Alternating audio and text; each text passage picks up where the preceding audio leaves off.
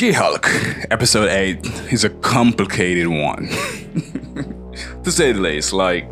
Firstly, the episode itself is a two-sided sword where it's one of the best episodes we have gotten for She-Hulk so far.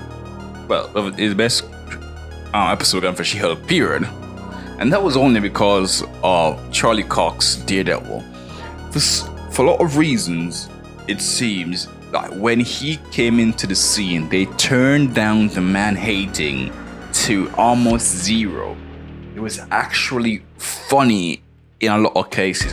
Large part on Charlie Cox, but the dynamic between him and Jen Walters actually was funny. And they did have a quick quips. She didn't really make a complete joke. They didn't make a complete joke of Daredevil, basically. And he was light, but not embarrassing like so much of the other guys and men that have been shown in this series have been. So it was kind of weird just seeing that. And I don't know who wrote this episode, because I don't feel like it's the same person that wrote the prior episode. This episode feels fresh, new, and different. It didn't feel like it was a part of this series. It felt like She-Hulk guest started in a Daredevil episode, in a sense, because there was a strong. They still try to make comedy, and the areas where they tried it didn't really necessarily work for me. But as soon as Daredevil hit the screen, it just works. Everything that every quip, everything just works when Daredevil hit the screen, and I've enjoyed a lot more of this episode than I've enjoyed through the entire time watching this series up to now.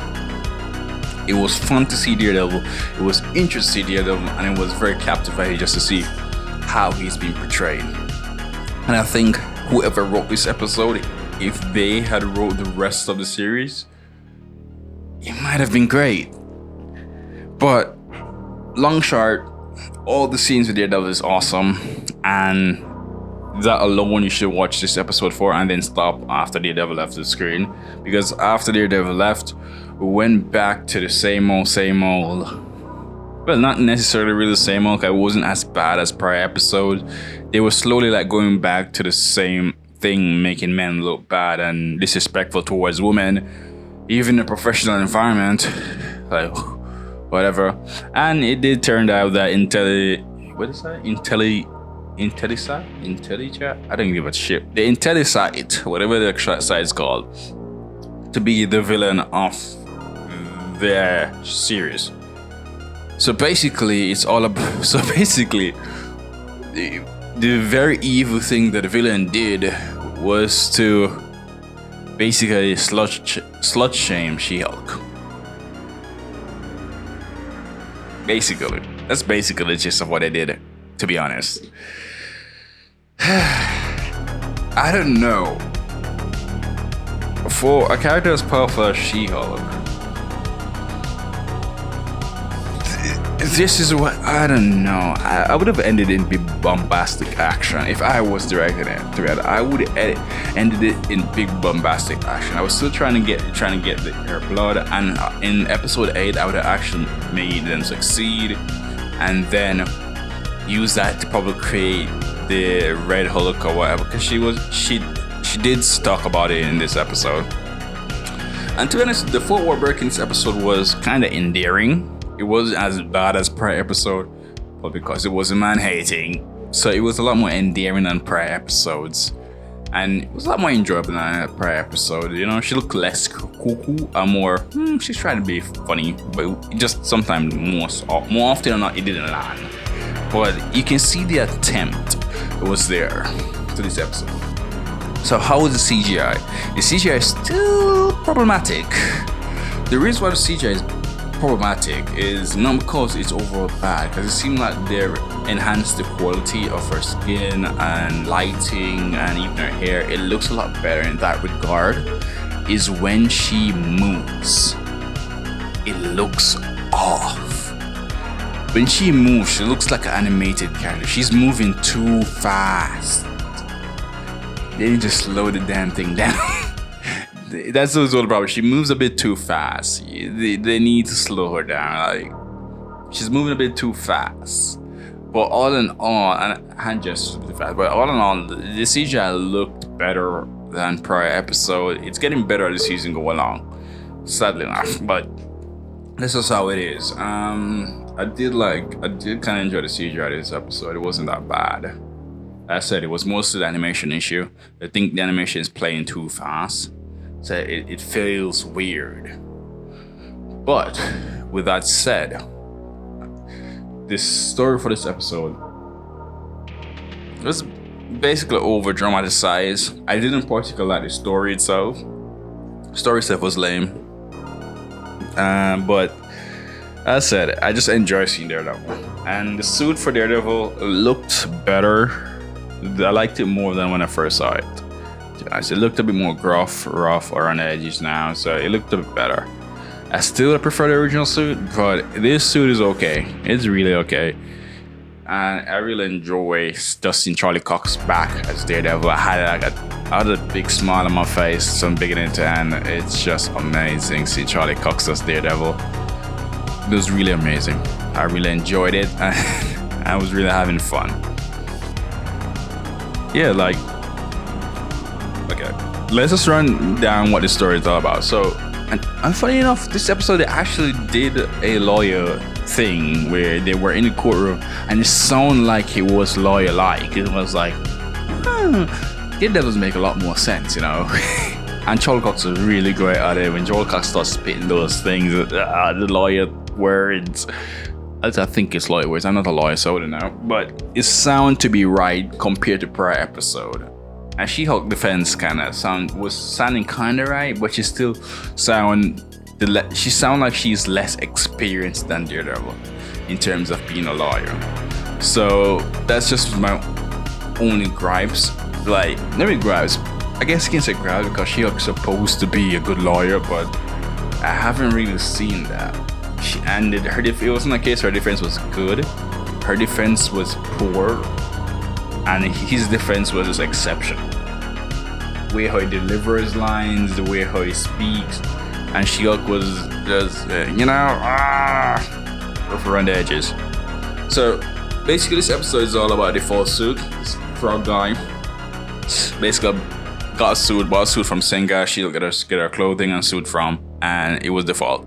Based on that, now he's basically suing person. Yeah, because of that. It turns out that the suit was not defective. It was the person not following the instruction and used the wrong thing, the wrong fuel for the suit, which caused the problems. So based on that now, Charlie Cox basically win the case because Charlie Cox is defending the guy that designed the suit. She-Hulk defended the guy with the defective suit. So Charlie Cox won, Daredevil won, and I think that was okay. I really like that. I like that scene, not because Daredevil was there. To be honest, Charlie Cox made it entertaining. A lot of these scenes would be very different if it wasn't Charlie Cox in them, and I think it would have been bad if it wasn't. And then the next scene we end up. So basically She-Hulk get blacklisted from the person designing a suit, and it's a lot of arms. I next see Charlie Cox, Daredevil was at a bar, she was at a bar, they buy drinks, they talk, they laugh, and it was very endearing to see the She-Hulk, Jen Walls actually feel not like a bitch in this episode, and that was one of the most complimentary thing. She didn't sound like an ass, she didn't sound like a bitch, she was just very nice in this episode. I really liked her in this episode. But because of the baggage of the prior episode, and this series overall is not an enjoyable experience. I've only enjoyed one episode out of the 9 episodes so far, so keep that in mind. What else happened? Yeah, Daredevil ran out because you got a call. She-Hulk person called her. That's the guy that she was defending. He's getting attacked. She goes to meet him. She see Daredevil there. She ended up about a fight. Yada yada. I think the fight was cool, and it wasn't in any way disrespectful to Daredevil. I think it was very well managed. They didn't make She-Hulk, just surprisingly enough, didn't make her the best. I know, and it's kind of weird thing. They show more respect for Daredevil than for Hulk, and I don't understand that. How can you show more respect for Daredevil than for Hulk? But it is what it is. Because she got a harder time. Then again, Daredevil, you can argue, is that again, he knows that she's Jen Walters, so he wouldn't be fighting really. He's just evading. And I guess as the most part, he was just evading. He wasn't really fighting per se. But all in all, the episode was good. As I said, the last bit of the episode wasn't all that. Oh yeah, and Daredevil and She-Hulk had sex. Just is what it is, I guess. But the last part of the episode after that point when Daredevil left the scene wasn't cool. It was what you expect from a She-Hulk show at that point. The villain wasn't really interesting. It was underwhelming. It wasn't like captivates. I don't know why they thought that would have been great, but they did. All in all, this episode was okay.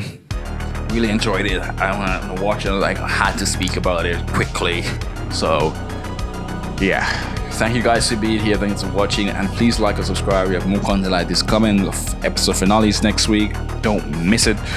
And without further ado, if you enjoy She-Hulk, if you enjoyed the entire thing up to now, let me know how. If you haven't, let me know how. Let me know why you haven't. Because for me, it's not my cup of tea in general. And I think the only reason I watched it so far because Daredevil. Finally get Daredevil. So next episode is going to be very endearing. Painfully endearing, I guess. I'm not going to have fun. Who knows? I'll probably have fun. Because I wasn't expecting to have fun this week. And I did have fun with Dreading Daredevil. It turned out not to be something to worry about. It was funny, but not goofy. So it was cool. It was okay. It was a bit more goofy than the Netflix, but it wasn't ultra goofy. You know what I mean? So it was cool with me. So all in all, it was good. It was okay episode. It wasn't great. It wasn't the most marvelous thing you ever seen in your life. Best believe it. There are better shows, but it was, compared to what we have gotten, this was great. So with that said, peace out.